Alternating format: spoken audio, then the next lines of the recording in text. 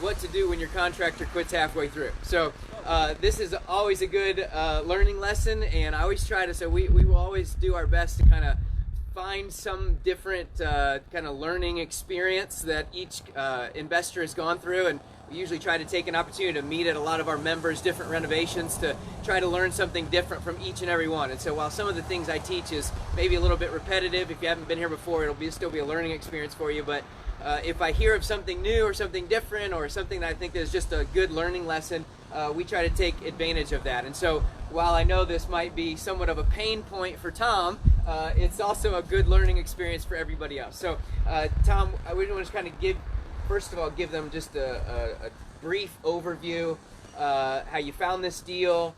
We'll go through the numbers later, but if you just kind of give me the story and kind of what the challenge was and what happened as we went through this, and then we'll take your guys' questions in just a minute. Okay, the deal actually came to me through a friend of mine who's a realtor, and I've done a number of flips with Fred, and he called me one day and he said he had a house kind of in the edge of East Hill, an area I like, and so I was interested, and they had the house on the market for 125 or so. They had dropped it down to 115. I came over and looked at it, needed a lot of work, which we'll go into, and I ended up getting it for 95, and so that's how I found the deal, and that's what I put into it. Okay, so as you went through the process, obviously the numbers kind of made sense from the start. We'll talk about some of the differences in those as we go through this, but from the beginning, and not every deal works out exactly how you had planned. So we're going to talk a little bit about how you adjust and you maneuver, and you got to kind of work with what you're given. But as far as the way the numbers worked when we first saw it, or when you first decided to make the purchase, you already mentioned that you bought it for $95,000. What was the value, that the after repair value put on it when you first analyzed it? I figured it'd be about $230,000, $225,000, $230,000.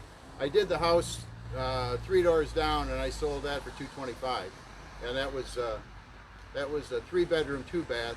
This is a 4-bedroom, 2-bath, about the same physical size, but another bedroom.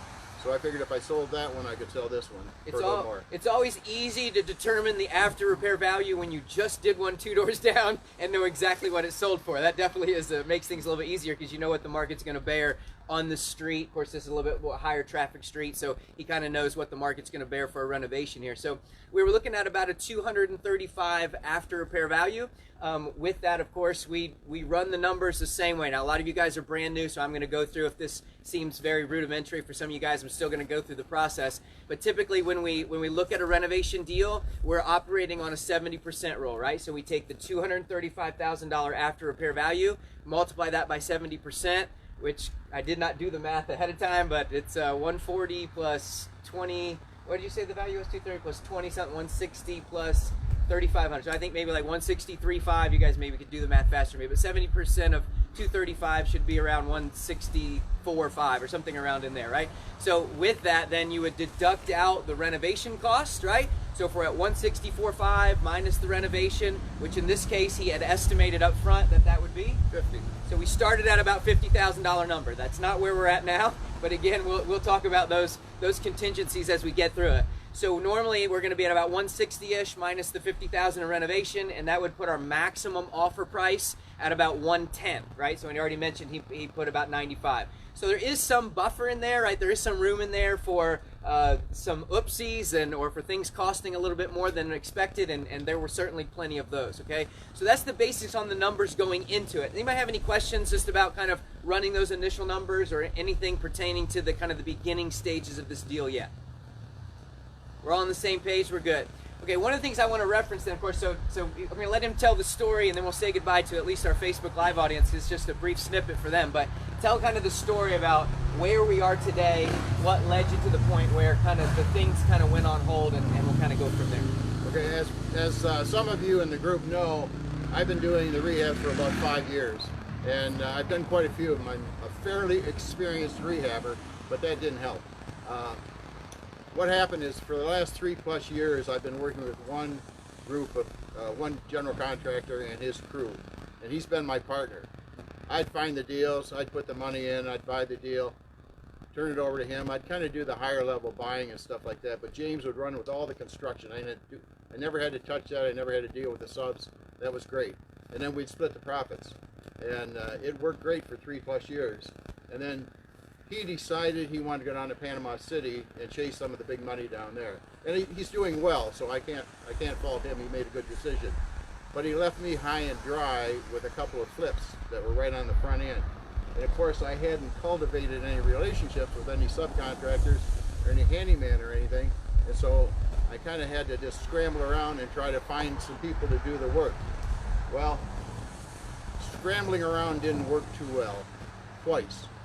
The first guy I hired, basically kind of, he had a helper who was supposed to be $15 an hour, and it turned out he was billing me for $35 an hour for that guy who really wasn't any good.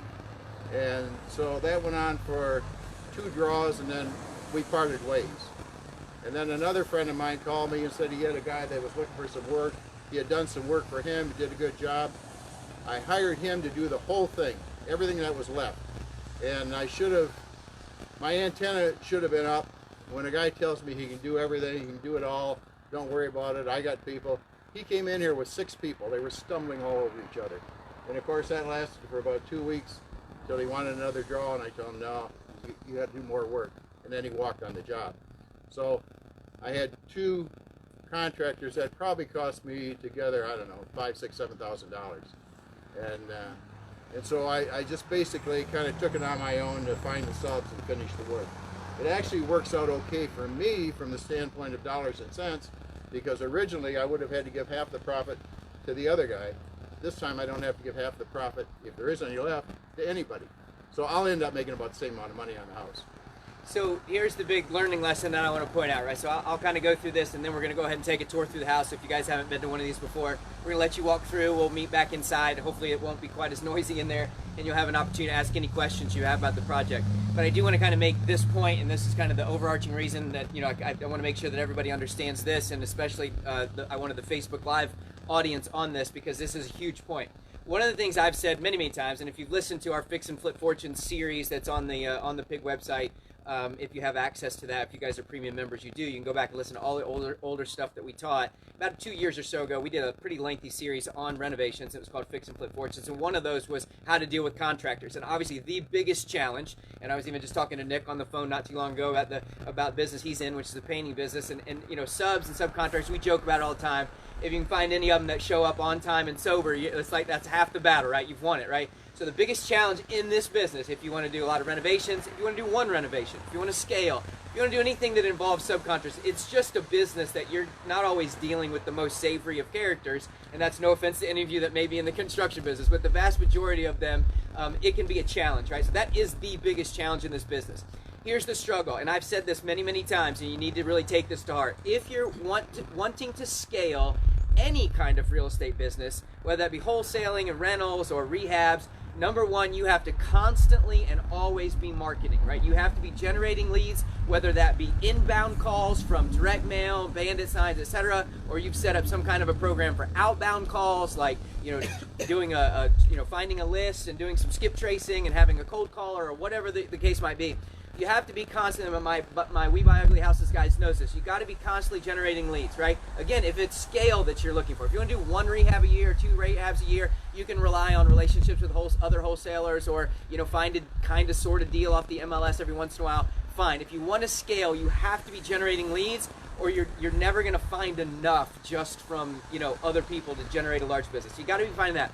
You got to constantly be finding private money. That search should never stop. Some of our highest end investors, Bill Allen and many others that are doing, Jared Irby, that are doing 7 figures a year, they're constantly cultivating relationships, trying to build and find private money. Why? Because, you know, you never want to not do a deal because you don't have the money. And even though those guys are flush with cash and have a lot of money, more opportunities come, you need to have more money. Plus, the more private money you have, the better terms you can negotiate. So if you got 10 people wanting to give you money and get a return, you can work them against each other to get the best, lowest rate and the best, you know, deal for yourself. So you want to be finding private money. And then, of course, if you get into syndications and multifamily and commercial and all that kind of stuff, you'd want to have access to it, right? And number 3, the last one is, if you're going to be a wholesaler, you got to constantly be adding buyers. You should never stop that process.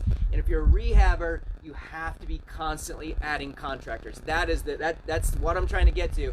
Is if you're wanting to be somebody who's going to be active in this business and scaling to even just doing a couple rehabs at the same time, you have to even if you have the best contractor on the face of the earth, and he had a great contractor. And I had a season in my life, I've been renovating houses for 15, 16 years. I had a season of 4 or 5 year period where I had the best guy ever. And we have a tendency, and I can tell you this is the greatest risk in this business, we have a tendency when we find that great contractor to stop cultivating relationships with other contractors because we got our guy, right? And he is awesome. He works on time, he shows up sober, he does it exactly how we thought, his prices are great, everything's good. Let me tell you something, everything works until it doesn't, right? And there's a million reasons why I've seen in this business over 17 years why that relationship breaks down. Somebody gets a big head and starts wanting to charge you triple what they started charging you for because there's a lot of, because they're seeing all the money you're making on these rehabs and they don't like that. I've seen that happen. You happen to mention them at a pig meeting, which could be the biggest mistake of your life, and now this great contractor you mentioned has 400 people lined up trying to give him business and you can't get his business anymore. Or he gets hooked on meth and disappears now and because he's on a bender and you won't see him for about 4 months. That's happened to us before.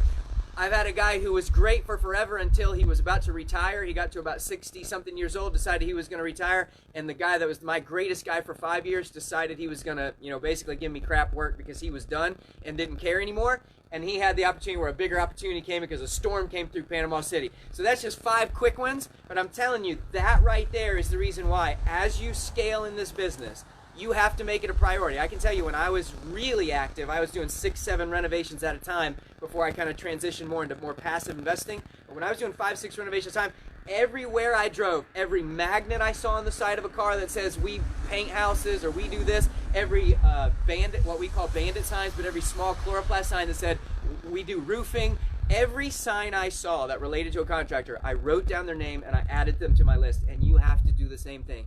And in fact, even if I wasn't planning on doing a ton of business with them, I would oftentimes make sure they gave me a bid, and every once in a while, I would try to get them involved on a job. So if my guys were busy, let me get this guy to go paint this house, right? I might not give him everything, but let him do the paint. Let me test this sheetrocker out.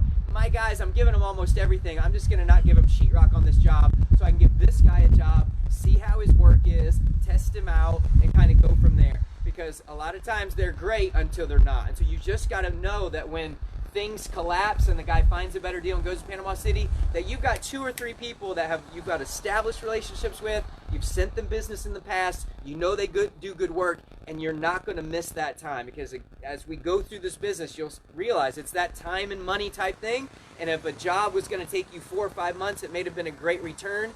Then all of a sudden it takes 12 to 14 months, which I think we're kind of onto on this one. And even if you make money, the return has become so low, you would have been a lot better off doing something else. And you definitely want to be able to make sure that things don't come to a screeching halt, right? And so that's just kind of a massive learning lesson here to make sure that ever get, this you for our Facebook Live audience too, don't get comfortable with who you have just because they're good. You don't ever stop cultivating relationships with all those people, or you will live to regret that day when things go south or your guy's busy doing something else and you really need to have somebody else, okay? We're going to go ahead and say goodbye to our live audience. Thank you guys for joining us. And if you need to find out more information about us, you can always visit us at professionalinvestorsguild.com. Everybody have a great day.